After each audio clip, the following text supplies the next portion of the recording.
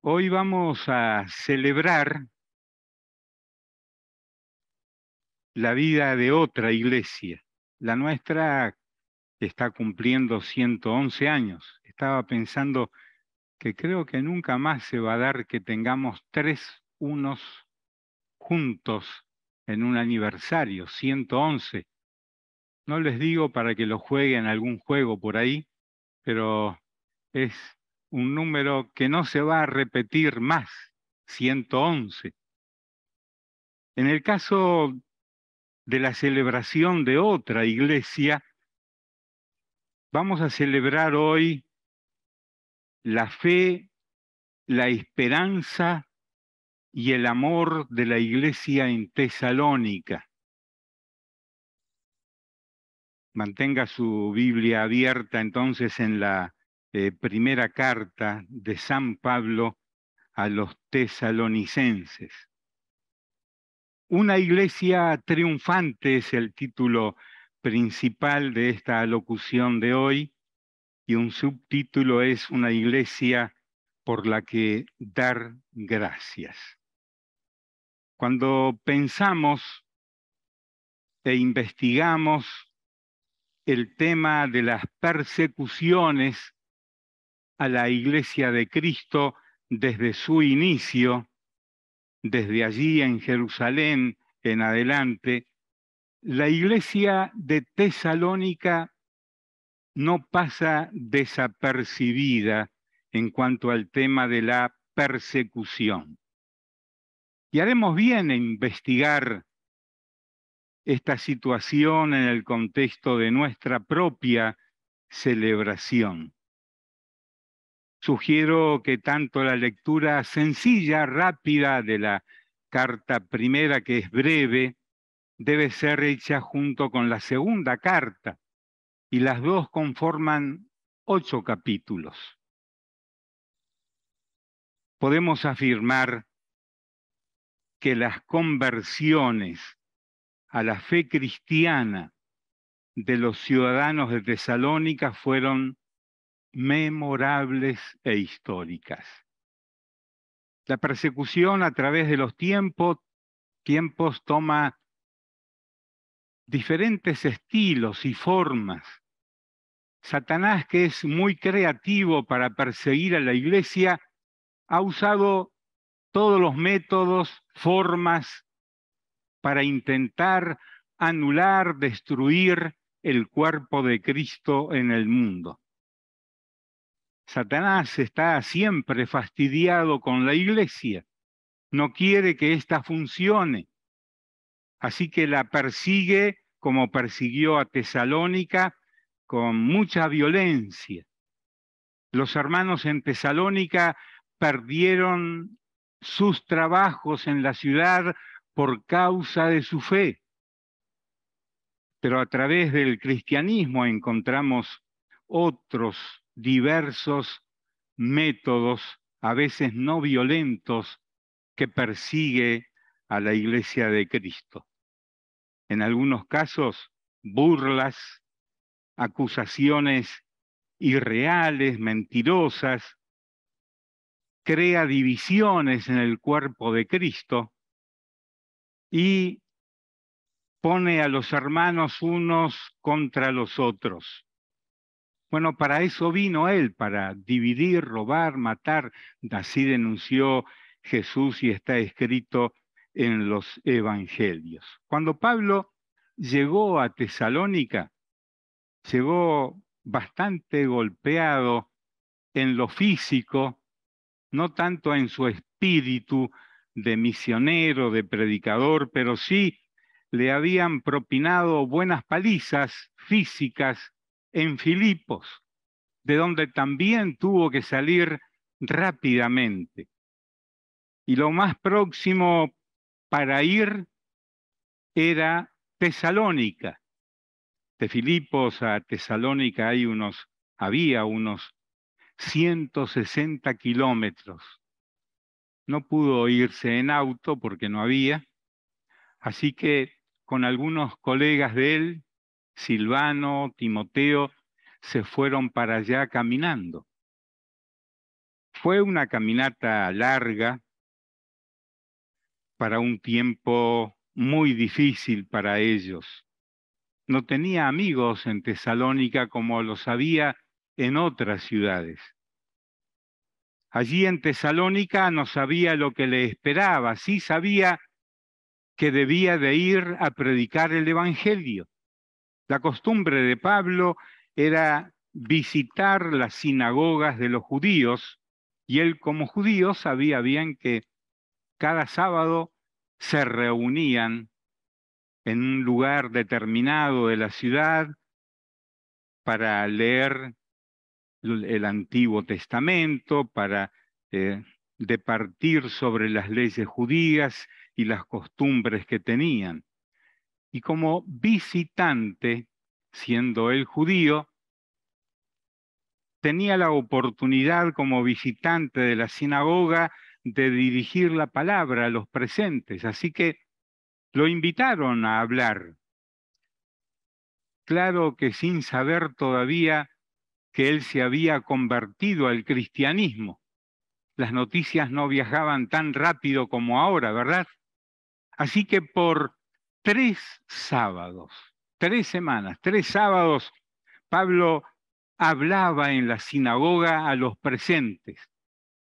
Entre los presentes estaban judíos, pero también había prosélitos al judaísmo, gente no de nacimiento judío, pero de otros orígenes que tenían cierta atracción hacia el judaísmo. Usted puede buscar en el libro de los Hechos de los Apóstoles y encontrar toda la historia de esa visita breve que él hizo a Tesalónica y de los resultados y de los nombres, personas que Pablo conoció durante esas 3 semanas iniciales.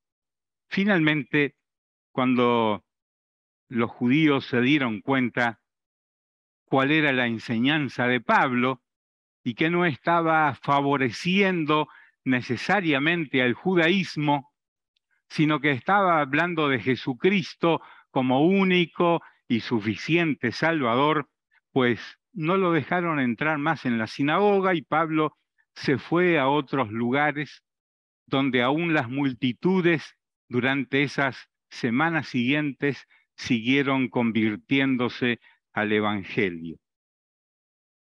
Pero finalmente tuvo que salir también de Tesalónica, obligado por las circunstancias, porque los judíos comenzaron una persecución contra él e involucraron a los comerciantes industriales de la ciudad y crearon un gran problema social en contra de Pablo. Y al fin Pablo tuvo que salir rápidamente de Tesalónica también. Él escribió así en el capítulo 2, así que deje su Biblia abierta todos estos minutos porque la vamos a ir recorriendo a la carta. Él escribió así en el capítulo 2, verso 17. Pero nosotros, hermanos, separados de vosotros, ya había él salido de Tesalónica, ahora estaba mandando esta carta, separados de vosotros por un poco de tiempo, de vista, pero no de corazón, tanto más procuramos con mucho deseo ver vuestro rostro. Por lo cual quisimos ir a vosotros. Yo, Pablo, ciertamente una y otra vez, pero Satanás nos estorbó. Hasta allí nomás la lectura de estas 2 frases de la primera carta, capítulo 2, versos 17 y 18. Aquí está todo el corazón abierto de Pablo. Y en ese poco tiempo que estuvo en Tesalónica, llegó a amar entrañablemente a esas personas que realmente se habían convertido, habían cambiado sus vidas. Tesalónica era un centro de idolatría de los más grandes de esa época y de esa región. La mayoría de los habitantes de Tesalónica estaban dedicados a la adoración de ídolos que había por toda la ciudad. En todos los hogares había ídolos de diferentes nombres que al estudiar la historia de la ciudad podemos encontrarlos. Esa gente se convirtió a la fe cristiana y abandonaron todo tipo y toda clase de ídolos. ¿Puede usted imaginar las hogueras de todos los elementos que les empujaban a adorar ídolos? Lo habrán hecho en sus casas, lo habrán hecho públicamente, se deshicieron de una cantidad de ídolos. Mientras repasaba esta parte de la historia, recordé que en el año 1978, casi al final del año, luego de una cruzada que hubo aquí en Uruguay con el doctor Luis Palau, creo que ninguno de ustedes estaba ahí, salvo Esteban, mi hijo, que fue cuando hizo su profesión de fe en esa cruzada, no sé si alguno más, Elizabeth, allí atrás, pero fue un movimiento del Espíritu Santo en la ciudad de Montevideo muy grande. Miles de personas se juntaban cada noche para escuchar el Evangelio y luego cada iglesia recibía a esas personas. Aquí la congregación recibió a varias decenas de personas no cristianas y al irlos visitando, yo me visité a cada uno de ellos, a los que me daban las direcciones, como 70 personas eran, decidimos juntarlos aquí 2 días, 2 noches entre semana, y la primera noche les hablamos justamente de servir a Cristo y dejar los ídolos del pasado. Les invité que al domingo siguiente trajeran aquí todo lo que consideraban que eran ídolos en sus casas. Y yo me acuerdo que había aquí sobre la plataforma de todo, y andaba esquivando a los ídolos, ¿no? Cuadros, estatuas, ropas, collares, y luego hicimos una gran quemazón en un tacho medio tanque de eso, lo quemamos públicamente allí, pero fue impresionante aquello.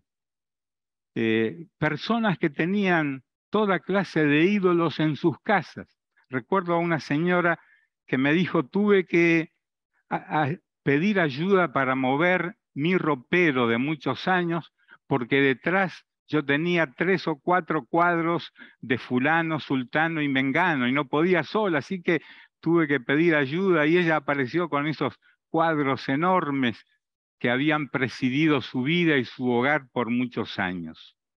Así era, y mucho más grande, la idolatría en Tesalónica. Por eso la reacción que hubo de muchos comerciantes de religión, de las autoridades que gobernaban y que eran idólatras también, hubo una gran reacción contra la predicación del Evangelio y Pablo tuvo que salir rápidamente para que no perjudicaran a los cristianos que habían nacido de nuevo esos días. E intentó más de una vez, dice Pablo, quisimos ir a vosotros, dice el verso 18, ciertamente una y otra vez, pero Satanás nos estorbó. Nada menos que a Pablo logró estorbarlo para que no pudiera cumplir su deseo de volver otra vez a esa ciudad a estar con la iglesia. No ignoramos, dice Pablo en su carta a los Corintios, no ignoramos sus maquinaciones. Lo que seguramente no tuvo en cuenta Satanás y sus huestes es que una forma de comunicarnos entre los cristianos es escribiendo. Así que él escribió 2 cartas a esa iglesia para ministrarles, para aconsejarles. Y ya que no logró regresar a Tesalónica para fortalecer a la iglesia cara a cara, decidió enviarles a Timoteo. Observen el capítulo 3, versos 1 hasta el 5. Por lo cual, no pudiendo soportarlo más, pongan atención a las palabras, porque muestra el corazón, la angustia que Pablo tenía por esa situación. Por lo cual, no pudiendo soportarlo más, acordamos quedarnos solos en Atenas y enviamos a Timoteo, nuestro hermano, servidor de Dios y colaborador nuestro en el Evangelio de Cristo, para confirmaros y exhortaros respecto a vuestra fe, a fin de que nadie se inquiete por estas tribulaciones, porque vosotros mismos sabéis que para esto estamos puestos, para ser atribulados. Porque también, estando con vosotros, os predecíamos que íbamos a pasar tribulaciones, como ha acontecido y sabéis. Por lo cual también yo, no pudiendo soportar más, envié para informarme de vuestra fe, no sea que os hubiese tentado el tentador y que nuestro trabajo resultase en vano. A fin de que nadie se inquiete por las tribulaciones, porque ya les enseñé anteriormente que eso iba a ocurrir. Y bueno, vaya, Pablo sabía lo que venía después que él predicaba. Es que la buena predicación, la buena enseñanza del Evangelio y de las doctrinas cristianas debe de producir siempre algún tipo de reacción. Cuando solo hay aplausos y felicitaciones y no hay oposición, algo mal está haciendo la iglesia. Siempre el Evangelio, su enseñanza, las normas, los valores, las costumbres evangélicas, bíblicas, producen rechazo en los no cristianos. Es una vida opuesta a la fe. Se opone el mundo, las tinieblas, Satanás, la cultura, se oponen a la fe cristiana.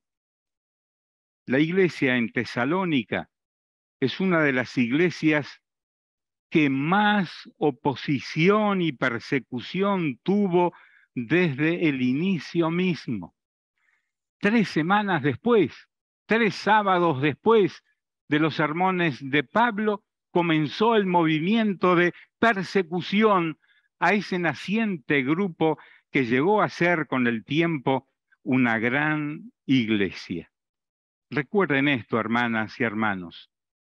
Cuando predicamos el Evangelio, cuando enseñamos lo que enseña la Biblia, siempre va a haber oposición. Lejos de entristecernos, debemos estar alegres. Es lo que era una de las características de la iglesia en Tesalónica. Vuestro gozo, va a decir Pablo, es conocido, aún en medio de la tribulación. Perdón.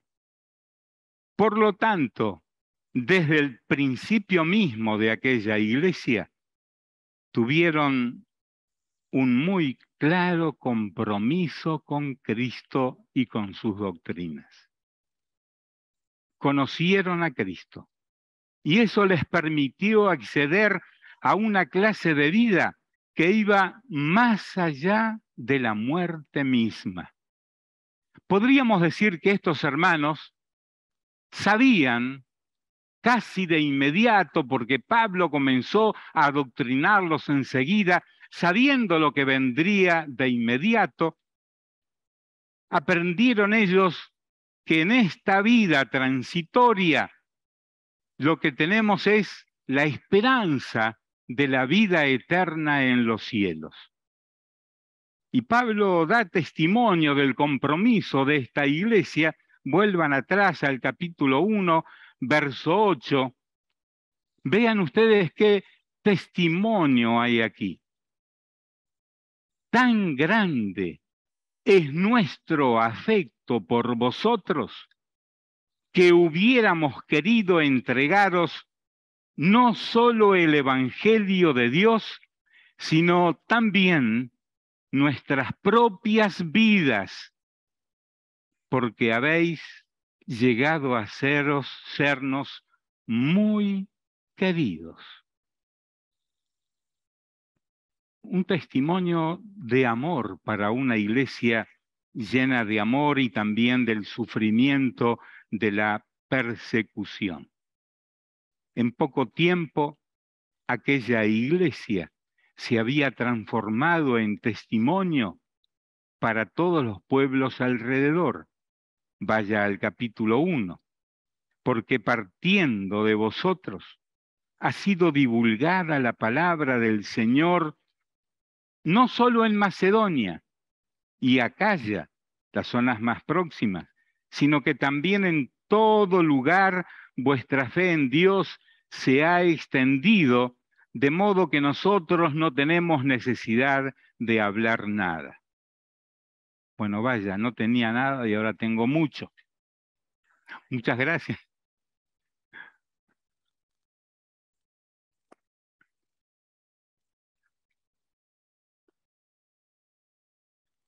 El testimonio de esta gente recién convertida que se ganó el afecto de Pablo desde el principio, según el 2.8, el testimonio de esta gente se extendió por todas partes. Si tenemos en cuenta, haciendo una revisión de las costumbres de comunicación de aquella época, diríamos que la comunicación fue 100% exitosa. No tenían WhatsApp como nosotros lo tenemos, aunque es posible que yo sea el único aquí que no lo tiene. Por decisión propia no quiero estar en esas redes, ¿no? Pero creo que todos ustedes manejan el WhatsApp. Y si les está doliendo una muela, agarran el teléfono y dicen, me está doliendo la muela. Y de pronto centenares de personas se enteran que a usted le duele la muela. Y aún puede sacarse una foto de la muela y mandarla. La comunicación hoy de las verdades del Evangelio es algo fantástico. Radio, televisión, prensa escrita, Internet. Podemos difundir rápidamente el mensaje de Jesucristo a todas partes. Pero aquellos hermanos lo que tenían eran sus piernas, viajaban por esa vía que unía a Roma con toda esa zona, y podían viajar, como lo hizo Pablo, a las diversas ciudades que había alrededor de esos caminos. Pero había que caminar y luego llegar a las ciudades y anunciar el Evangelio, cosa que hicieron los cristianos al principio. Leyendo el libro de los Hechos, usted recordará que cuando comenzó la persecución instigada por el mismo Saulo, la gente, dice Lucas, iban por todas partes anunciando el Evangelio. Se quedaron sin vivienda, sin trabajo en Jerusalén y se desparramaron por todo el imperio, y donde iban anunciaban, hablaban el Evangelio. En todo lugar, reconoce Pablo, pensando en los tesalonicenses, en todo lugar vuestra fe en Dios se ha extendido. Y como no tenía noticias directas, es que envía a Timoteo para decirles esas cosas. Vea usted, y el tiempo ya no me da para leer todo el segmento que quería, los versículos 1 al 10 del capítulo 1, obsérvelo en su Biblia, destacando el verso 8 y sobre todo los versos 9 y 10. Esos sí los voy a leer. Este triunvirato, Pablo, Silvano y Timoteo, le mandan a decir a los tesalonicenses que los felicitan, los aman, se acuerdan de ellos continuamente. Verso 9, porque ellos mismos cuentan de nosotros la manera en que nos recibisteis y cómo os convertisteis de los ídolos a Dios para servir al Dios vivo y verdadero y esperar de los cielos a su Hijo, el cual resucitó de los muertos, a Jesús, quien nos libra de la ira venidera. Es difícil resumir en pocas palabras un cuerpo de doctrinas. Tal vez usted tiene en su propia biblioteca algún libro de las doctrinas cristianas. Yo tengo una colección de no sé cuántos libros que explican cada doctrina cristiana. Algunos escritores escribieron más que los autores que en este caso Pablo muestra aquí. En una frase, 9 y 10, enseña todo el Evangelio. Aquí está resumido el Evangelio. ¿Cree usted estas cosas?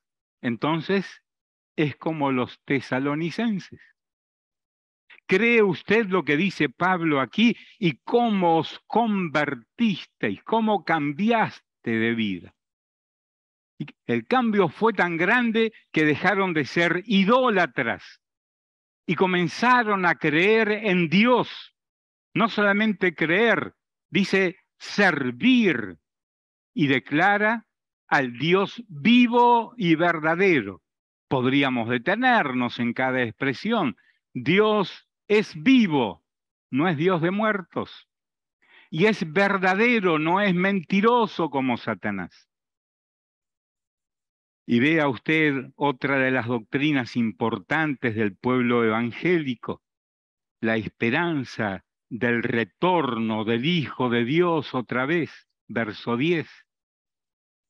Ese Hijo de Dios que resucitó de los muertos por sí mismo, otra doctrina. Él nos libra de la ira venidera, de la consecuencia del pecado. Así que en dos frases está sintetizada toda la declaración doctrinal que Pablo les había enseñado en un curso rápido allí en Tesalónica, para que se prepararan para el tiempo de las tribulaciones. El mensaje que revolucionó aquella ciudad fue que aquellas personas se convirtieron, cambiaron de vida. Fueron, como dice Pablo a los Corintios, nuevas personas, vidas diferentes. O como Jesús le dijo a Nicodemos, nuevo nacimiento. Si la conversión a Cristo, a la fe cristiana, indica el comienzo de una nueva vida. Es a los colosenses que les dice, ustedes fueron trasladados de las tinieblas a su luz admirable. La diferencia entre tinieblas y luz es el nuevo nacimiento. Cristo vivía así en el corazón de aquella iglesia y de aquellas personas y estaban dispuestos a enfrentar las tribulaciones usa el término 2 veces en el pasaje del capítulo 3. Les enseñé de esto y ya lo vieron, como ha acontecido, y sabéis, llegaron esas tribulaciones. Y así ocurre con los que anuncian el Evangelio con toda claridad. Voy a terminar esta breve presentación de una iglesia triunfante y por la que podemos orar con gratitud, observando algunas expresiones que aparecen en el pasaje que les indiqué que iba a leer y que no leo, pero ustedes tienen su Biblia y saben leer, capítulo 1. Vea usted, por ejemplo, el verso 2. Mírelo. Yo sé que soy lindo, pero no me mire a mí, mire a la Biblia. 2 observaciones de ese versículo. Una, damos gracias a Dios por todos vosotros. Siempre recuerdo la oración de un hermano que creo que ya debe estar con el Señor, supongo, o sea que se fue de acá, se fue con el Señor, que en un culto público de oración se levantó a orar y dijo: Señor, te doy gracias por fulano, por sultano, por merengano, pero a fulano de tal, Señor, y bueno, usó una palabra ahí muy dura que no voy a repetir. Pero Pablo aquí de esta iglesia no excluye a nadie. Damos gracias a Dios por todos vosotros. Qué bueno es arrodillarse y orar y traer a la mente los nombres y los rostros de las personas que son nuestras hermanas y hermanos y que decimos que lo son y que por lo tanto son de la familia de Dios, y recordarles dando gracias a Dios por ellos. Que no aparezca ninguno en su lista como la de ese hermano a quien usted le pide: Señor, tal cosa, ¿no? O como los discípulos le dijeron a Jesús en Samaria, recuerda: Señor, ¿por qué no oramos para que descienda fuego sobre Samaria y los consuma a todos? Vaya amor evangelístico que tenían esos primeros discípulos. Otra frase del verso 2, hacemos memoria de vosotros en oración. No solo ora, recuerda.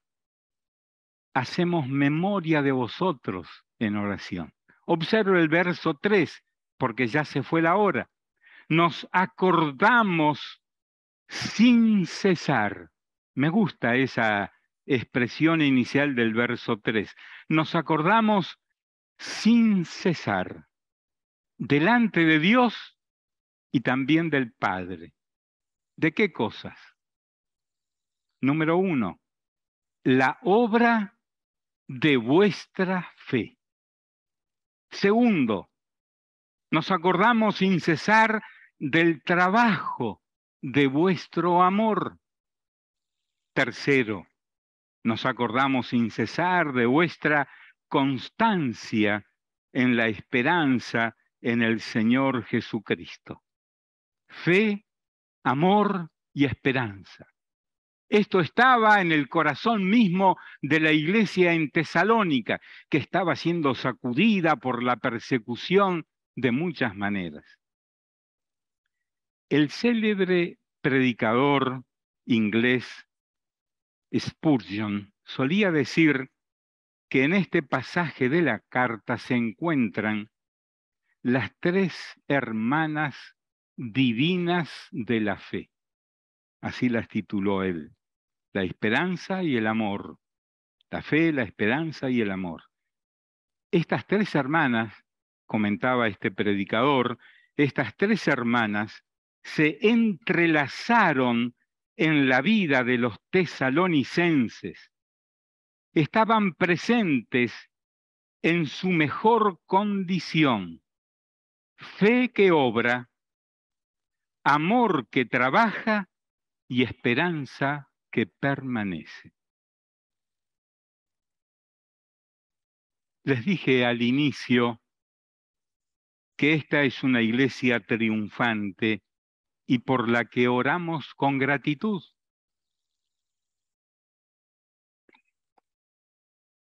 Oramos así por nuestra iglesia. Si estamos lejos o estamos cerca, oramos así.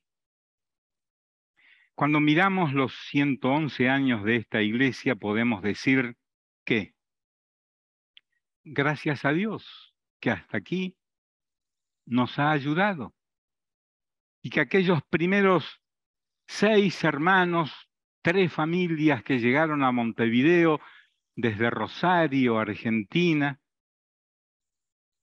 fueron animados para seguir adelante. Damos gracias a Dios por aquellas familias. Y esa semilla que se sembró no solamente creció, sino que se reprodujo hasta que hemos llegado a los 111 años. Los últimos 3 años de esta congregación, como de muchas otras en el mundo, ha sido difícil, ¿verdad? Yo he conocido historias de iglesias que han cerrado definitivamente sus puertas en los últimos años por el efecto de la pandemia, por diferentes razones económicas o porque la gente, la mayoría de los líderes de alguna iglesia se murieron por el COVID, desaparecieron. La iglesia se dispersó en algunos lugares y nosotros también vimos los dolores de esa pandemia aquí en nuestra congregación y tuvimos que tomar medidas difíciles. Por ejemplo, cerrar el templo por un tiempo y no poder vernos cara a cara por un buen tiempo. Gracias a Dios tenemos que dar por la tecnología, porque nos permitió estar juntos durante 1 año y medio o 2.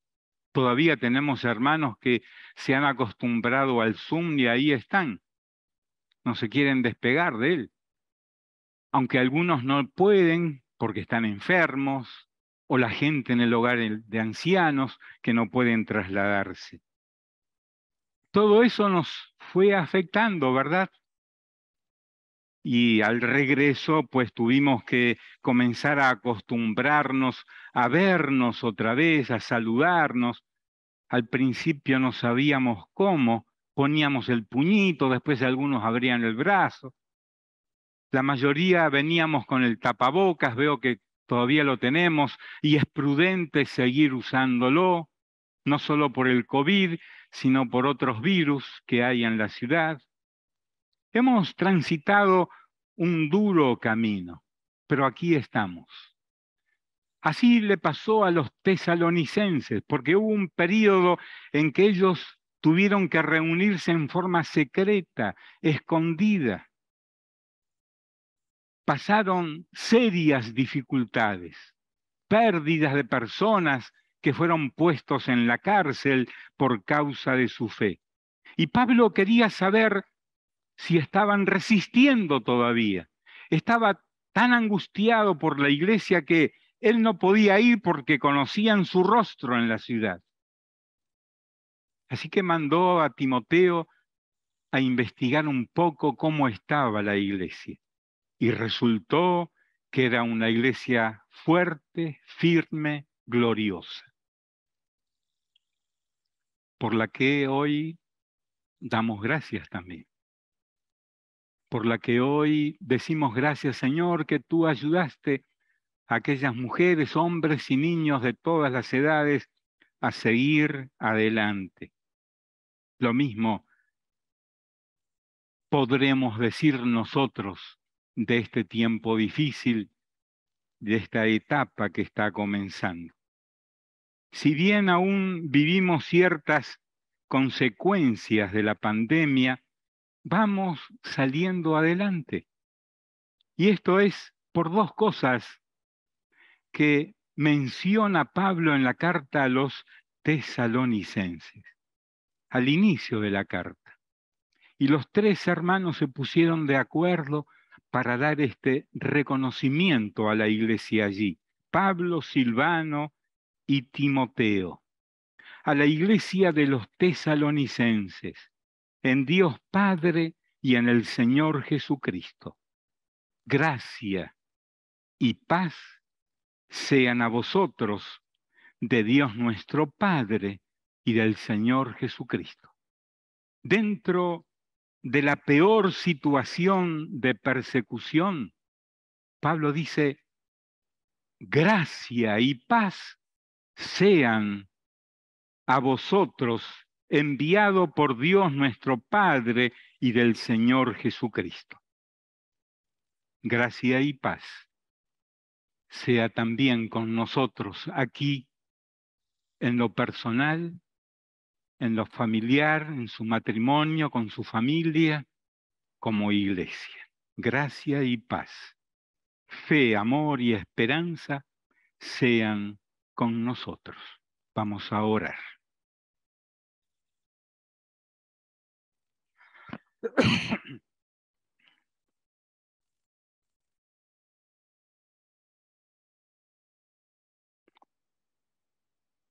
Cerremos los ojos un momento y trasladémonos hacia el pasado, hacia Tesalónica, y veamos en nuestra imaginación mujeres y hombres, personas de todas las edades, que se reunían en secreto por la persecución, pero que mantenían su fe, su amor y esperanza en Jesucristo en una forma tan evidente que el testimonio de ellos llegó lejos y llegó hasta nosotros a través de estas cartas de Pablo. Veamos a esas personas sufriendo persecución, pero firmes en Jesucristo. No se movieron de su fe, no claudicaron, siguieron adelante y siguieron dando testimonio de la fe. Dios y Padre nuestro, hoy te damos gracias por poder contemplar en la historia a esta iglesia, a aquellos hombres y mujeres que se convirtieron de los ídolos a ti y que dieron lo mejor de sí mismos para mantener la fe viva, no solo en la ciudad de Tesalónica, sino aún más lejos. Señor, gracias por ellos. Gracias por poder hacer memoria de esa congregación hoy día. Pedimos, Señor, que ese entusiasmo, esa fe, ese vigor espiritual llene también nuestros corazones hoy día. Señor, bendice esta congregación aún más. Gracias porque nos has mantenido firmes y unidos durante estos 2 o 3 años de separación. Gracias porque hasta aquí nos ayudaste. Gracias porque fuiste fiel aun cuando nosotros estábamos limitados. Pero tú, Señor, nos diste herramientas para poder seguir firmes y predicando el Evangelio. Señor, rogamos no solo por los presentes, sino también por aquellos hermanos y hermanas que están lejos y pueden estar ahora escuchando. Bendice esas vidas. Bendice cada familia. Guarda y protege a tu pueblo en todas partes. Fortalece a la iglesia en el mundo, Señor, y para los tiempos aún difíciles que vendrán hasta que tú regreses, da firmeza a todo tu pueblo en todas partes. Oramos agradecidos por tu presencia viva, real entre nosotros, y oramos en el nombre de Jesús. Amén.